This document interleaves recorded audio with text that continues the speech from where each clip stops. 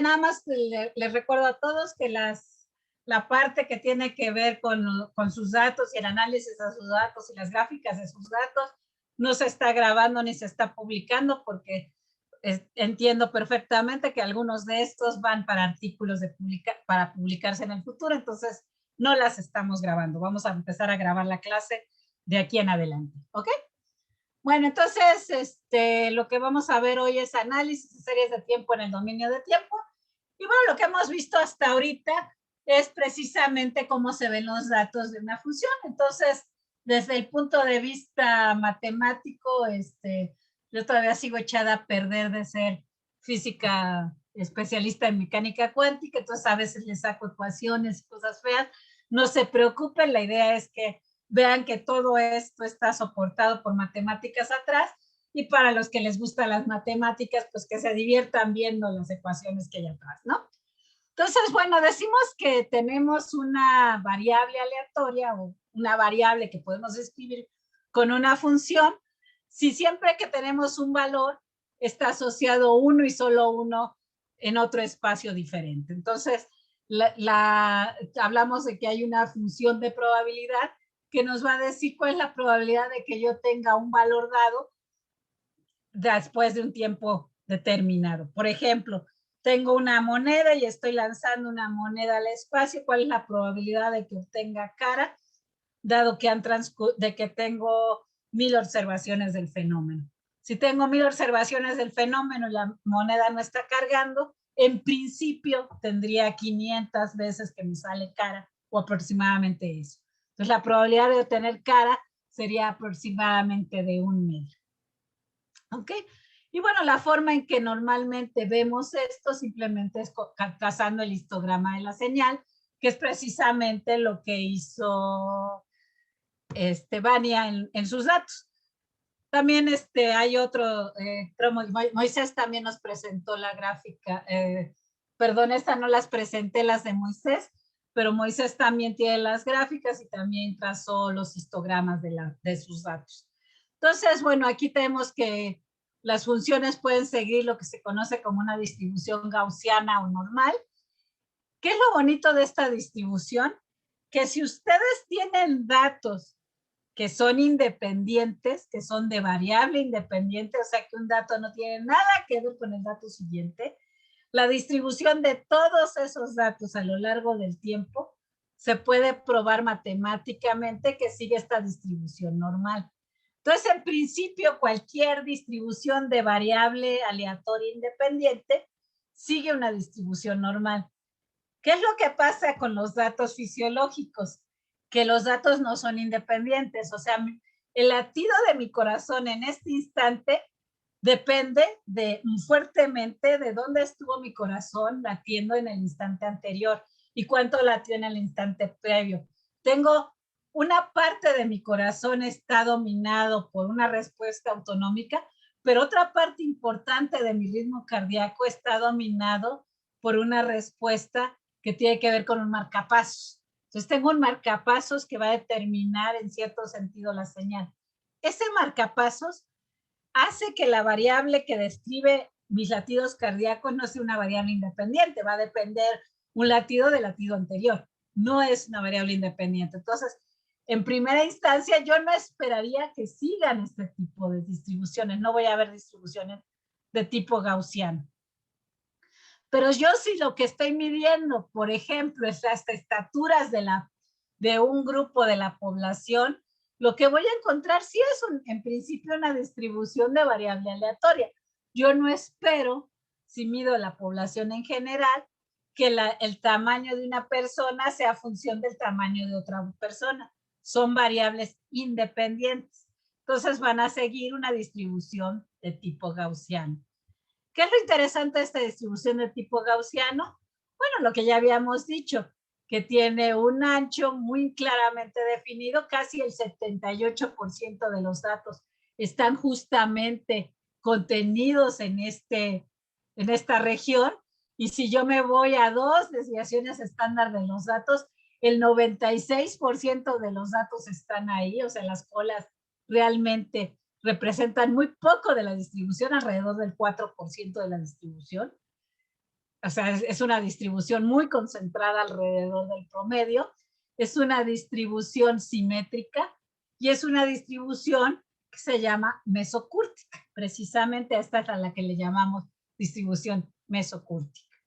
Entonces, vamos a recordar cuáles son los valores estadísticos. Entonces, los valores estadísticos están dados por el valor promedio de los datos. El valor promedio de los datos no es más que sumo todos los datos y lo divido entre el número de datos que tengo. Y la desviación estándar que me habla del ancho de la distribución, que no es más que al valor de los datos le resto el promedio, lo elevo al cuadrado y lo divido entre el número de datos menos 1. Y entonces aquí les estoy mostrando diversas distribuciones gaussianas. Las tres primeras, la azul, la rosa y la amarilla, la azul, la rosa y la amarilla, tienen sus centros, tienen su valor promedio en 0. La verde tiene su valor promedio en -2, ¿ok? La distribución azul difiere de la distribución rosa en que esta es más angosta, esta tiene un ancho de 0.2 y esta tiene un ancho de 1. La distribución roja tiene un ancho de 5 y la distribución verde tiene un ancho de 0.5. Entonces, el ancho de la distribución, efectivamente, la desviación estándar, que es sigma cuadrada, les dice qué tan ancha está la distribución.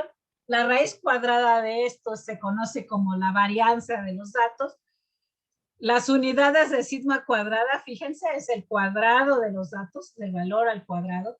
Entonces, si los datos los estoy midiendo en latidos por minuto, la desviación estándar está en latidos por minuto al cuadrado. Si yo quiero compararlo directamente con los datos, lo que calculo en realidad es la varianza, que es la raíz cuadrada de este valor, y la raíz cuadrada de este valor está nuevamente en latidos por minuto, entonces los puedo comparar. Entonces, la varianza de los datos, que es la raíz cuadrada de estos datos, de este valor, está en las mismas unidades que la desviación estándar y nos habla sobre el ancho de la distribución. ¿Ok? Luego vimos que hay otra medida muy importante para medir, que es el sesgo. Queremos saber las distribuciones, ya vimos que las distribuciones del ritmo cardíaco, las que nos graficaron sus compañeros, tenían sesgo, o sea, no eran distribuciones totalmente simétricas, sino que tenían colas largas hacia un lado o hacia el otro. Y esto lo medimos con el tercer momento central, o sea, simplemente calculamos los datos, le restamos el promedio, lo elevamos al cubo, y esto nada más para normalizarlo, lo normalizamos como 1 entre el número de datos menos 1 entre sigma al cubo. El sesgo se los calcula cualquiera de los programas que hemos usado hasta ahorita. Los que usaron Excel, todos estos valores los pueden calcular directamente con funciones que aparecen en Excel, o matemática, o MATLAB, los que usaron R, o los que usaron otros software. En todos ellos existe la forma para calcular el sesgo de la distribución. Lo interesante del sesgo es que nos habla de hacia dónde están los datos, hacia dónde está la tendencia de los datos mayormente. O sea, tenemos aquí colas muy largas hacia la izquierda o hacia la derecha. Por ejemplo, en los datos de la edad de los pacientes de COVID en el hospital, en el Instituto Nacional de Nutrición, vemos que había una cola notoria en los viejitos y entonces teníamos una cola hacia la derecha. ¿Qué es lo interesante? Que también hay 3 medidas de tendencia central, o sea, que nos dicen dónde está el centro de la distribución, que nos permiten también establecer cuál es el sesgo de mis datos. Entonces, si yo calculo el valor promedio de los datos, el número total de datos entre n, ese es el promedio. La mediana es, agarro todos los datos, los ordeno de menor a mayor y lo parto justo a la mitad de los datos, eso es la mediana. Y la moda es el dato que más se repite en mi serie. O sea, si yo estoy viendo el ritmo cardíaco de la viejita, el dato que más se repetía era 1.2 segundos. Entonces, su moda de esos datos es 1.2. Si media, mediana y moda son exactamente el mismo número, quiere decir que la distribución es simétrica, que los datos todos están centrados sobre la misma medida de tendencia central, y eso nos habla de una distribución que es prácticamente una gaussiana.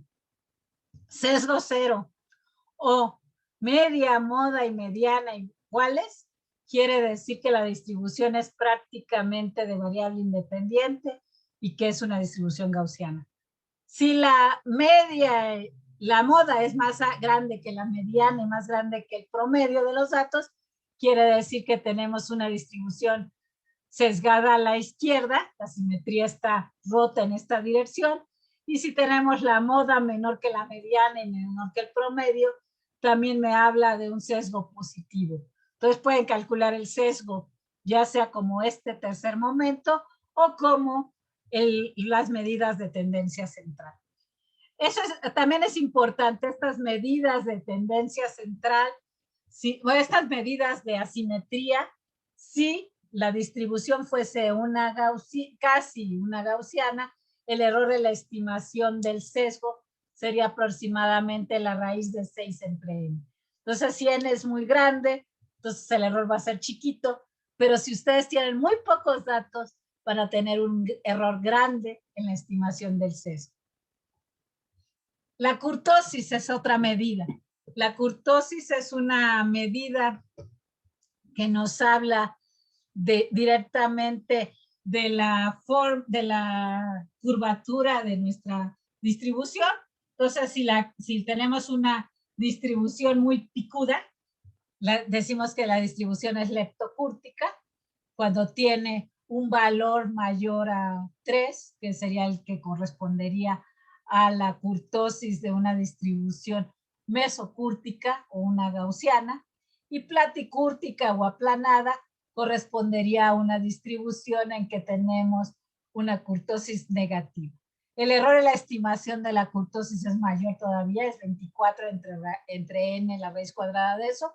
¿Qué quiere decir? Que si yo tengo menos de 24 puntos para estimar la kurtosis, la estimación que voy a hacer tiene un error enorme. O sea, ténganlo en cuenta. Si yo tengo menos de 6 puntos para estimar el sesgo, lo más probable es que haga una mala estimación del sesgo. La mejor forma de estimar el sesgo cuando tengo menos de 6 puntos o de ese orden de magnitud, cuando tengo menos que los dedos de una mano para estimar el sesgo, mejor estimo el sesgo con las medidas de tendencia central. Calculo promedio, mediana y modo. Si yo tengo menos de los dedos de mi manita con los dedos de mi piecito, si tengo menos de 24 datos, es mejor estimar, no incluir la kurtosis en el análisis de mis datos. Si tengo más de 24 datos, entonces la kurtosis voy a tener un error, pero no es un error tan enorme. Por eso les puse estos datos, para que tengan ustedes en mente cuántos números necesito para yo decir que estoy haciendo una buena estimación. Si tengo una estimación, si tengo una distribución que es gaussiana de variable independiente, me bastan 30 valores para poder describir exactamente su promedio, su desviación estándar, el sesgo y la kurtosis. Entonces, 30 es una muy buen ajuste. El teorema de números grandes para los que son matemáticos o físicos se refiere, basta con 30 datos para poderlo aplicar. O sea que las distribuciones, si la distribución es gaussiana, 30 datos me describen perfectamente el sistema. Por eso se dan cuenta que en muchos artículos, en muchos lados de la literatura, aparece mágicamente que tomaron 30 muestras. Y a veces tal vez se preguntaban ¿por qué 30? Porque 30, si fuera gaussiano, sería perfecto para describir el sistema. Si no es gaussiano, no lo es. Recuérdenlo, ténganlo en mente, ¿eh? ¿Dudas hasta ahorita? ¿Preguntas?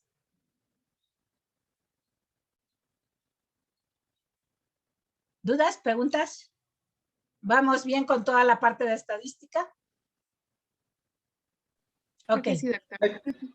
Muy bien. Bueno, entonces recuerden, Todos estos valores los pueden determinar directamente del software que están utilizando. Una cosa que es importante es con la kurtosis. Si se fijan aquí, la kurtosis es el cuarto momento central, restándole 3. Entonces, ¿por qué 3? Porque una distribución normal o mesocúrtica tiene una kurtosis de 3. Entonces, dependiendo del software que utilizan, a veces le quitan el 3 y a veces no le quitan el 3. Entonces, eso siempre se los dicen en la descripción de la función. O sea, si ustedes se meten a ver cómo calcula en matemática la kurtosis, les van a poner una formulita que es esta sin el 3. O sea, que les van a quitar esta parte del 3, o sea, simplemente va a ser el cuarto momento central. Entonces, ustedes si lo que quieren es en matemática normalmente comparar con una distribución normal y dicen, es que la distribución normal es que es negativa, no. En el caso de matemática va a ser que es menor a 3. Entonces, primero chequen precisamente también este detalle de si en el software que están utilizan para la definición de mesocúrtico o distribución normal o gaussiana el 3 o lo quitan, ¿no? Eso sí depende del cliente y a cómo le gusta definirlo. A mí me gusta más pensar que mesocúrtica o normal es 0 y positivo o picudo, porque me gusta decir que esas distribuciones son picudas. Las leptocúrticas son positivas y las aplanadas y aburridas son, son negativas y entonces tienen algo menor que 0. No me gusta tener que pensar en el 3. Entonces, también ténganlo en cuenta cuando hacen sus gráficas, ¿ok? Y sus datos cuando los analizan. Bueno, ya que ya entendimos cómo se hacen las cosas, bueno, vamos a ver ahora gráficas en las que estamos calculando precisamente los histogramas de la señal. Aquí lo que les estoy poniendo son los histogramas del pulso, del intervalo entre pulsos cardíacos de sujetos en 3 posiciones distintas. Arriba son sujetos sanos, sujetos de control. Estos son jóvenes que no tienen ninguna enfermedad cardíaca, que les pedimos, como eran residentillos de Indias, como eran estudiantes y residentes en el hospital de nutrición, les pedimos que por favor las 24 horas previas no se drogaran, no tomaran ningún medicamento y no tomaran café. Eso fue lo más difícil para todos ellos. Entonces, todos nos hicieron caso porque pues, dependía su calificación de eso.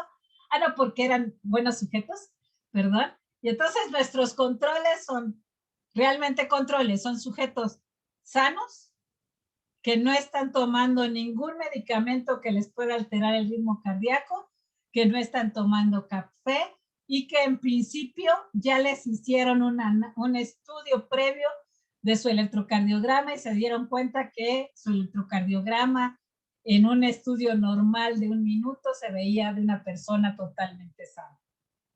Entonces, nuestros controles son controles jóvenes, sanos, de deberes.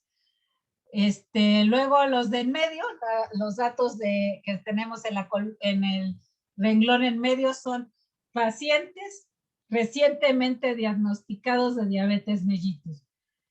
¿Qué se hizo? Se hizo un protocolo en nutrición en el que se les pidió a jóvenes que iban acompañando a sus papás o a sus abuelos o a sus tíos que si querían entrar a este protocolo clínico.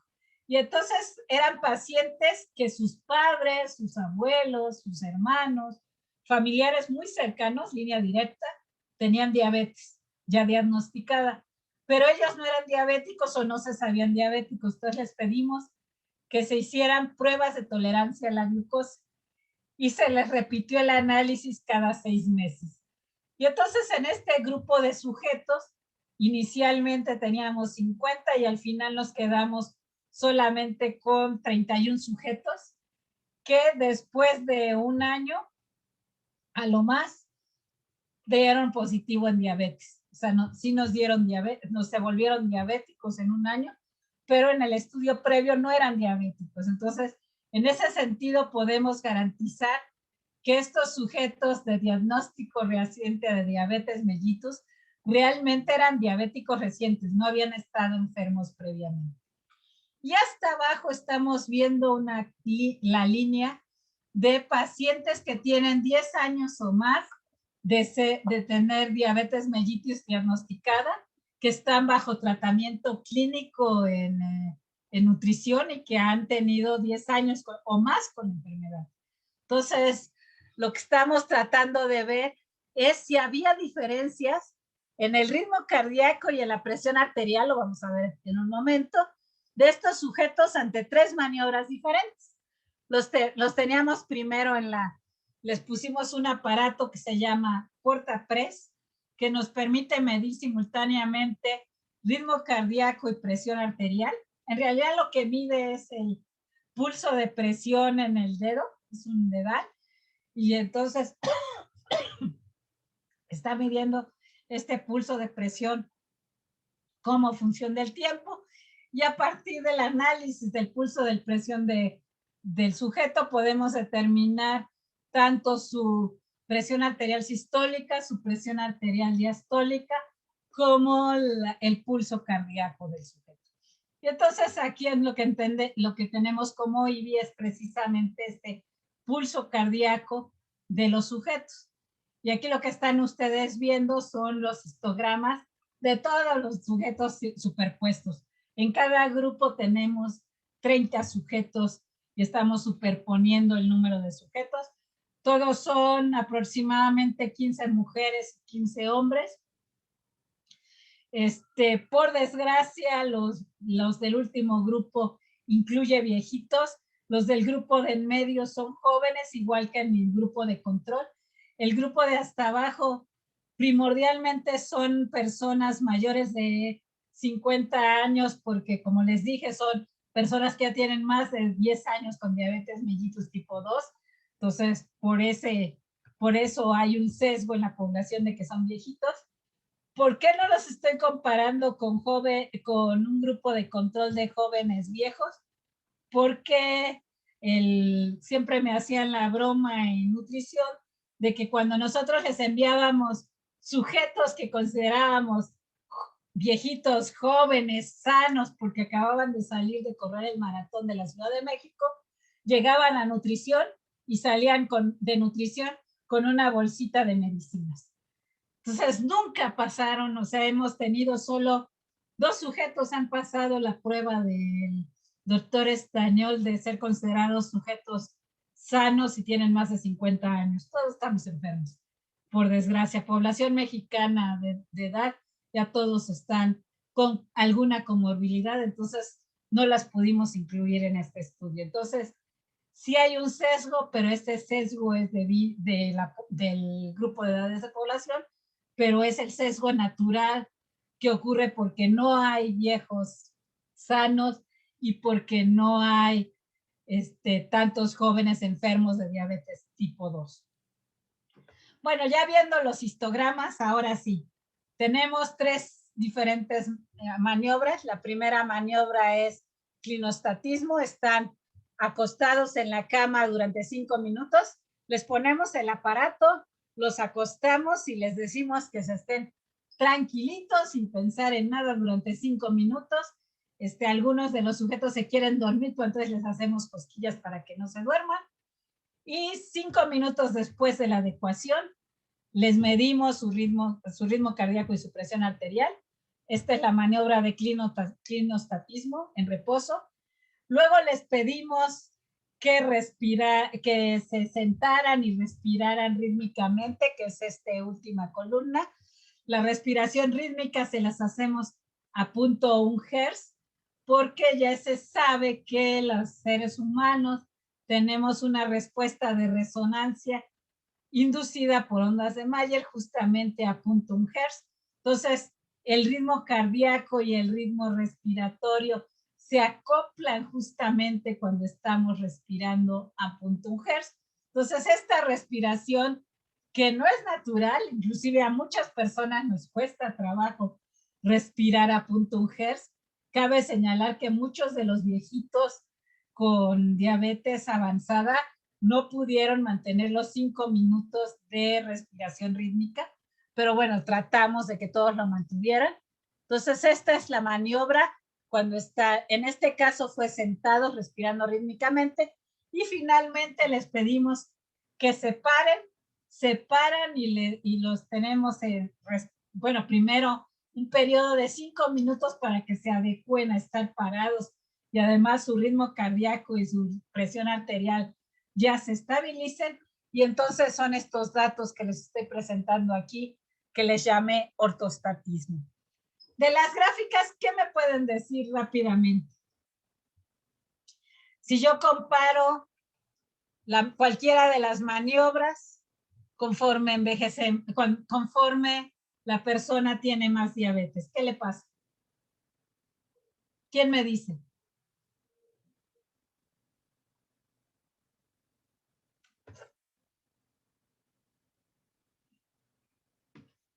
Vamos, está muy claro a ojo. ¿Qué se ve claramente? Se van haciendo más Bueno, adelante. Sí, adelante. Que se van haciendo más leptocúrticas. Se van haciendo más leptocúrticas, pero también se van haciendo más rígidas, ¿no? Más rígidas, se van haciendo cada vez con una varianza menor, se van haciendo cada vez. Tenemos distribuciones más leptocúrticas y más. La varianza disminuye, ¿no? Exactamente. ¿Qué pasa si yo comparo las 3 maniobras ahora de los sujetos de control? ¿Cuál es la diferencia con respiración rítmica? ¿Qué es respiración rítmica? ¿Qué es lo que están viendo en la distribución de respiración rítmica? Es una distribución muy platicúrtica, pero ¿por qué? Con lo que hemos visto hasta ahorita de homeostasis, deben de tener la idea intuitiva de por qué le sale tan platicúrtica.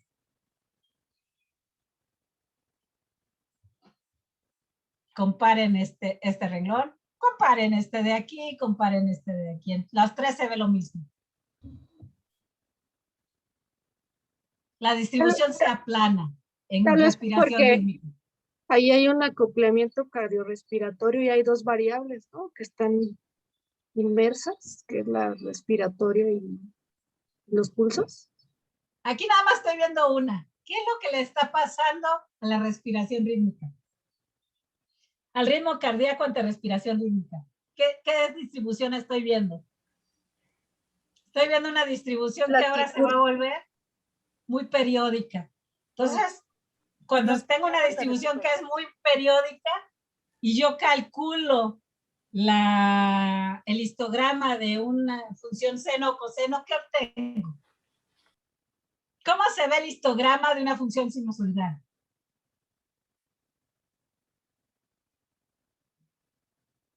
Vamos, mis matemáticos y mis físicos, respóndanme. Mis computólogos, también tengo por ahí un computólogo. Bueno, cuando observamos senos y cosenos, vemos una periodicidad, ¿no? Sí, pero ¿cómo se ve el histograma de una función seno o coseno?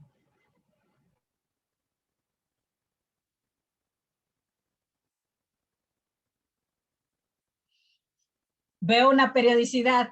Cada pi segundos veo exactamente el mismo valor. Entonces, si yo trazo el histograma de algo que se está repite, ¿qué voy a ver? ¿Sería uniforme? Una distribución prácticamente uniforme. Entonces, lo que estamos viendo es precisamente que las señales ante respiración rítmica controlada, el ritmo cardíaco, se vuelve muy periódico. Estamos viendo que la distribución se aplana mucho. Entonces, cuando ustedes vean histogramas muy aplanados, o son distribuciones uniformes o son distribuciones casi siempre periódicas. O sea, casi siempre pueden pensar que esto está asociado o con periodicidades o con algo que tiene una distribución uniforme todo el tiempo. ¿Ok? También entonces, por ejemplo, la serie de estacionario. En esa gráfica se puede ver que es algo estacionario. Exactamente. Okay. Entonces, en la gráfica de Antonio, por ejemplo, que yo tengo muy presentes ciclos circadianos, entonces si yo grafico los datos y trazo el histograma, lo que voy a encontrar es algo que va a tener una distribución muy platicúrtica, que va a estar con una varianza o una y muy, muy grande y con prácticamente sin sesgos, va a ser muy simétrico. Si yo trazo los datos de todo el año completito, ¿no? Eso es lo bonito de ver estos histogramas. Nada más de ver los histogramas, ustedes ya me podrían decir que si la distribución es más rígida, si la distribución está más asociada con una distribución periódica o uniforme, directamente de ver estos datos. Y ahora les voy a presentar justamente lo mismo, pero ahora para presión arterial. ¿Qué vemos? ¿Quién me platica estas gráficas? ¿Estoy viendo justo lo mismo? Arriba son controles, en medio son diabéticos recientes, abajo son diabéticos avanzados, izquierda son acostados, en medio están parados y a la derecha están respirando rítmicamente. ¿Qué pasa con la presión arterial? ¿Quién me describe esta variable?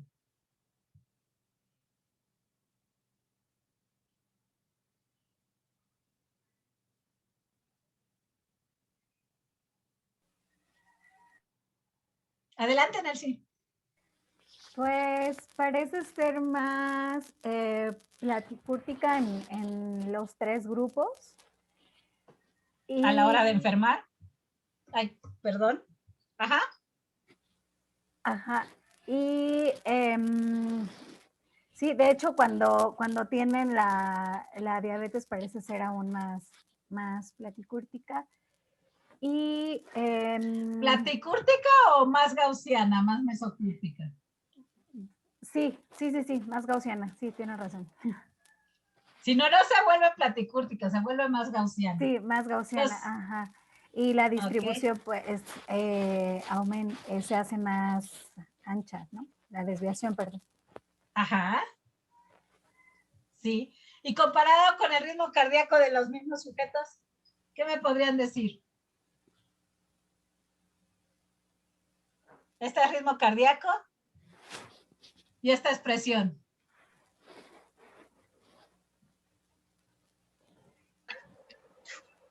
Pues que la diferencia aquí es el tipo de variable que estamos analizando, ¿no? Ajá. En la variable anterior era una variable reguladora, ¿no? Habíamos dicho que la frecuencia cardíaca en el sistema cardiovascular sí funciona como variable reguladora, sí. Y por lo tanto su varianza es mayor porque trata de acoplar a los diferentes estados, ¿no? Exacto. En la otra, en la presión arterial, pues quedamos que será una variable regulada y ahí se ve en la gráfica como en los sujetos sanos esa variable se debe de mantener en un rango más estrecho y como en los pacientes que tienen diabetes mellitus avanzado, esa regulación de la presión arterial se pierde un poco y por lo tanto la varianza aumenta un poco de la presión arterial.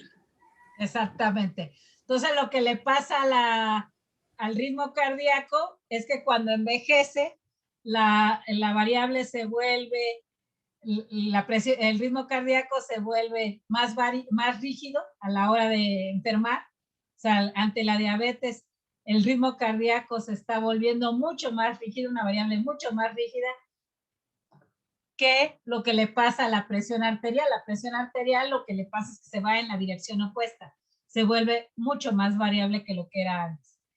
Y cuando estamos viendo el ritmo respiratorio, cuando están bajo la maniobra de respiración rítmica, lo que vemos es que efectivamente el corazón se acopla y se vuelve una distribución cuasi periódica. El ritmo cardíaco de los sujetos sanos y se va perdiendo la capacidad de acoplamiento cuando enfermamos, mientras que la variable de presión arterial no está tan influenciada por este ritmo y no sigue tanto el ritmo respiratorio, no es una variable que está modulada y se acopla totalmente al ritmo respiratorio. Esta sigue teniendo oscilaciones y también el cambio que hay en la presión arterial es menos drástico que el cambio que sufre el ritmo cardíaco. Entonces yo podría también de estas figuras decirles que el daño autonómico que va a sufrir el sujeto que tiene un problema de diabetes mellitus va a verse reflejado claramente en su variabilidad de ritmo cardíaco. Entonces el primero de los factores que se va a alterar más drásticamente va a ser su ritmo cardíaco y después su presión arterial. Pero también la presión arterial va a sufrir un daño. Entonces, esto simplemente de haber medido, si se fijan, este fue un experimento de media hora, no invasivo, que nos permite entender claramente cuál es el comportamiento de los sujetos. Ok, otra de las gráficas, bueno, hasta aquí todo en orden, ¿todo bien? Doctora, Sí, adelante, María. y entonces con estas dos variables también, o sea, según el comportamiento de las gráficas, podemos asumir cuál es la variable regulada y cuál la reguladora. Claro, porque aquí vemos claramente que, por ejemplo, ante la respiración rítmica que genera una modulación, la variable que se está acoplando totalmente a ese cambio externo, que en este caso es que respirar rítmicamente a este esfuerzo, te tienes que adaptar al cambio. Y el cambio que te están ahorita poniendo es precisamente respirar rítmicamente. La variable que se adaptó a ese cambio fue el ritmo cardíaco. Y en cambio, la presión arterial prácticamente no se adaptó al cambio que forzó al sistema. Entonces, de aquí también podemos, con un simple histograma, podemos tener una idea de qué tipo de variable está inmersa en el sistema. Ok, muchas gracias. De nada, Vania. ¿Alguien más? ¿Pregunta? ¿Duda? Bueno, pues entonces seguimos con otra de las formas de analizar datos que me gusta mucho. Ok, entonces ahorita lo que tienen que hacer es su gráfica, calcular sus momentos estadísticos y ahora pueden también ver el histograma y a partir de eso hacer conclusiones sobre su sistema. Otra medida que es muy, muy útil para ver cómo se comportan los datos es lo que se llaman diagramas de Poincaré. Poincaré los hizo, él también venía del área de matemáticas y él lo que quería analizar era diagramas de fase para ver qué tan caóticos era la dinámica de los sistemas. De ahí se le ocurrió la idea y ya la adoptaron los médicos, por fortuna, para analizar, por ejemplo, electrocardiogramas. Y nosotros la estamos tratando de meter para analizar un montón de variables y, por ejemplo, presión arterial también hemos generado estas gráficas, porque se puede hacer para cualquier variable que ustedes quieran. Y en particular también hay muchos trabajos con diagramas de Poincaré y electroencefalogramas para los que le están haciendo cosas de neurociencias, porque primordialmente lo que pasa cuando tienes un ataque epiléptico, por ejemplo, es que la señal del electroencefalograma pasa de una dinámica determinista a una dinámica caótica justo en el momento de la crisis epiléptica. Y esto se ve muy claro en estos diagramas de Poincaré.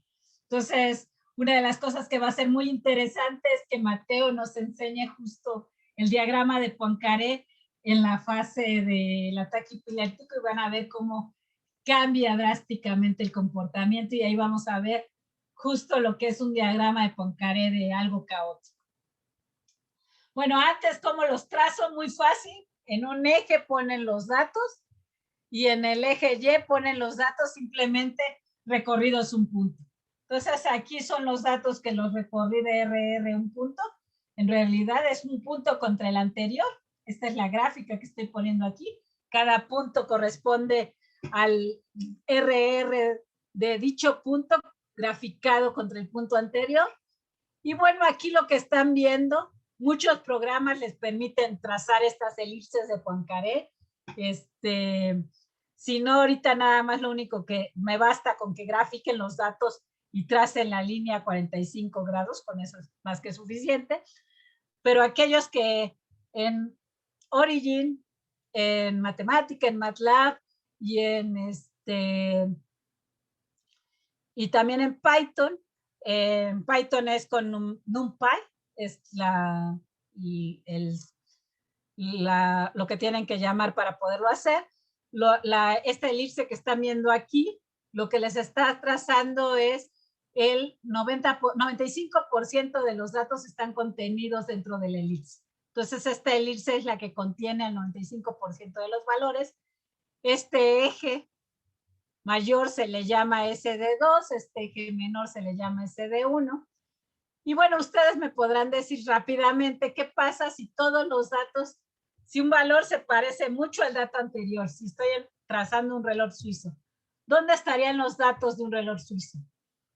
Pues todos los datos de un reloj suizo, ese punto sería exactamente idéntico al valor anterior o sería proporcional a él, entonces estaría sobre la recta 45 grados. Entonces vería yo una línea. ¿Qué pasa si un dato no tiene nada que ver con el anterior? Si yo estoy trazando ruido browniano, si estoy trazando la ruta del borrachito. El valor no se parece nada al punto anterior, entonces todos los datos van a ocupar en principio un círculo, porque cualquier valor puede ocurrir. Entonces, ¿cómo esperamos que estén los datos que son invariantes de escala, que son los típicos de sistemas homeostáticos? Pues precisamente dentro de una elipse. Y eso es parte de lo que aquí les estoy mostrando. Entonces, pero bueno, esta variabilidad del ritmo cardíaco pues también va a cambiar dependiendo de la maniobra que estamos realizando. Si estamos acostados y no estamos forzados por ningún valor externo, o sea, si no estamos ante ningún estímulo externo, pues los datos de nuestro ritmo cardíaco en principio van a estar más en un círculo, o sea, van a ser más cercanos a un círculo que si nos paramos, porque si nos estamos parando, nuestro sistema va a estar forzado a la presión arterial, a la presión que ejerce la gran fuerza de gravedad sobre nuestro cuerpo. Y entonces nuestro ritmo cardíaco va a estar modulado. ¿Y cómo se verá si yo estoy respirando rítmicamente? ¿Cómo será el diagrama de Poincaré de respiración rítmica?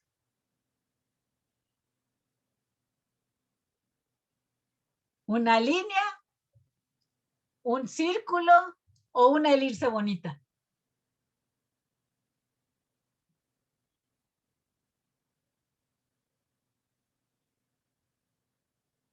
Es un sistema que está totalmente forzado por un parámetro externo, que es una distribución periódica.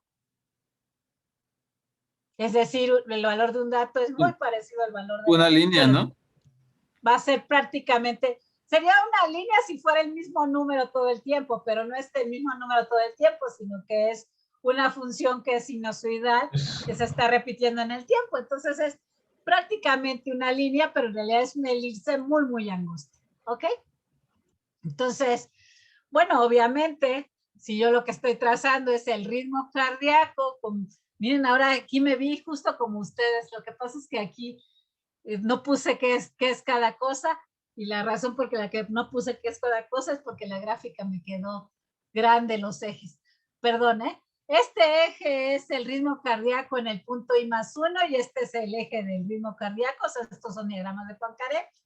Y entonces estamos viendo sujetos. 21 es la edad, M es que son muy hombrecitos, machos, male, y estos son viejitos. Y bueno, rápidamente lo que ustedes ven es que los jóvenes tienen una gran variabilidad en su ritmo cardíaco, alrededor de una elipse muy bonita, pero cuando envejecen se vuelve un sistema muy, muy rígido, se vuelve un sistema muy, muy robusto, muy altamente correlacionado, ¿ok? Entonces estos son cuando el corazón, como vemos el corazón de hombres viejos, estos son los jóvenes y los viejos que están viendo la película de fantasía. Y bueno, esto también varía entre mujeres y hombres. F es de female, M es de hombres, y si ustedes se fijan, las mujeres jóvenes en general su ritmo cardíaco son elipses mucho más angostas que la de los hombres. Estas son el valor promedio y este es precisamente este parámetro que mide el ancho de la distribución. Y entonces vemos que el ritmo cardíaco de las mujeres, que son estos puntitos verdes, este es cada uno de los sujetos mujer, amarillo es cada uno de los hombres, es mucho más rígido que el de los hombres, pero cuando envejecemos, mujeres y hombres, nuestros corazones se ven muy parecidos, ¿ok? Y bueno, estos son diagramas de presión arterial, ya les habíamos dicho, presión arterial es una variable mucho más robusta que ritmo cardíaco, aquí se ve claramente de los sujetos, y bueno, esto ya no alcanzamos. ¿Dudas? ¿Dudas? ¿Preguntas?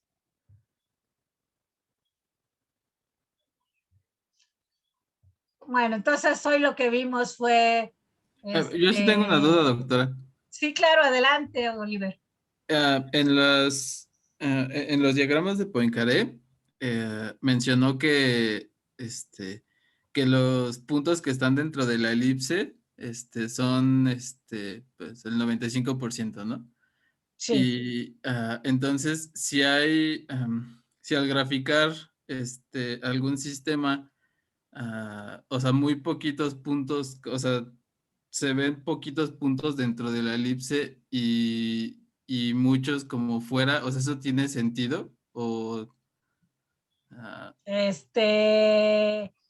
si no yo tengo necesariamente, muy pocos, no, si yo no tengo necesariamente como de corazón. Ay, perdón. Sí. Si yo tuviera una serie de tiempo, no de... Aquí, por ejemplo, les estoy presentando del orden de... Son 5 minutos normales de una persona. Entonces, estamos viendo 300 puntos para cada sujeto. Entonces, si yo grafico 300 puntos, es muy fácil ver la elipse. Si yo nada más graficara 1 minuto de datos, es decir, 60 puntos, la elipse no estaría tan bien definida. Si yo nada más grafico 30 puntos y lo que quiero es precisamente ver este comportamiento elíptico, no lo voy a ver, porque la mayoría de los datos van a estar todos dispersos en el espacio. Entonces, sí depende mucho de mi sistema cuántos puntos son suficientes para ver este comportamiento. Si el sistema es muy rígido, muy altamente correlacionado, con pocos puntos yo lo voy a poder describir perfectamente. O sea, un sistema robusto con 30 datos lo voy a poder describir. Pero un sistema que tiene un montón de fluctuaciones alrededor de un promedio, necesito un montón de datos para poderlo describir. Por ejemplo, las series que nos presentó Raúl, si ustedes se fijan, tenían un montón de oscilaciones alrededor de esa línea promedio. Esos datos, yo necesito un montón de puntos, o sea, no puedo quedarme solo con 30 puntos para describir el sistema. Haría una muy mala descripción del sistema. Entonces depende totalmente de qué estás describiendo, cuántos puntos van a ser suficientes para ver la distribución. Y lo mejor es verla. Cuando uno la ve, uno se da cuenta de que, pues sí, mira, por ejemplo, aquí hay unos cuantos puntos que están afuera, pero no son tantos, ¿no? Estas gráficas las vamos a ver también mañana con detalle, ¿no? Entonces, en realidad la elipse, que también describe el sistema, depende del sistema en el que estamos, cuántos puntos necesitamos para verlo. Si fuera un sistema gaussiano con 30 enlaces, si fuera una distribución uniforme con un periodo completo y medio es más que suficiente, puedes escribirlo perfectamente. Pero si no son ninguno de estos, necesitas más puntos. ¿Ok? La próxima clase vamos a ver análisis espectral y la tarea es cualquiera de estos 3 artículos que tienen que ver precisamente con análisis espectral. Entonces, alguno de los que no hayan leído o el artículo que tiene que ver directamente con la variabilidad de ritmo cardíaco, pero ahora en el dominio de la frecuencia, o el de abajo, que es un artículo muy bonito sobre las propiedades estadísticas de análisis de Fourier. A pesar de que es un artículo viejo, es un artículo que hace una revisión muy detallada con toda la matemática rigurosa y que además muestra muchos casos en los que no se valen ciertas suposiciones o ciertas aproximaciones que es muy común hacer cuando hacemos transformada de Fourier. Entonces, el de abajo, todos aquellos que trabajen con cosas de neurociencias y que tarde o temprano se ponen a ver que el ritmo de frecuencias altas, frecuencias bajas, les recomiendo el de abajo. También todos los que les gustan las cosas de matemáticas y todos los que quieren ver algo divertido de cómo aplicar transformada de Fourier a los datos, puede darles un parámetro que separa perfectamente salud de enfermedad. Lean el del medio, ¿no? Y bueno, nos veríamos la próxima clase y como siempre me pasé 5 minutos, perdón.